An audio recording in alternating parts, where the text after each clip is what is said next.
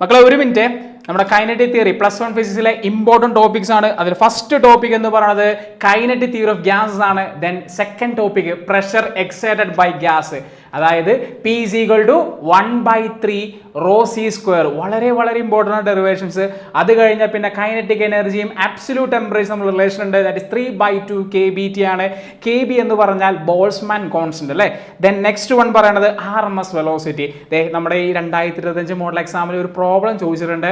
That is RMS velocity is equal to √3p/ρ അഥവാ √3RT/m. R എന്ന് പറഞ്ഞാൽ universal gas constant ആണ്, അല്ലെങ്കിൽ √3kBT/m എന്നും പറഞ്ഞ് നമുക്ക് റിലേഷൻ ഉണ്ട്. അതുമായിട്ട് ബന്ധപ്പെട്ട ചെറിയ പ്രോബ്ലംസ് ചോദിക്കാം. ദെൻ നെക്സ്റ്റ് വൺ വന്നത് ലോ ഓഫ് ഇക്വിപാർട്ടീഷൻ ഓഫ് എനർജി ആണ്.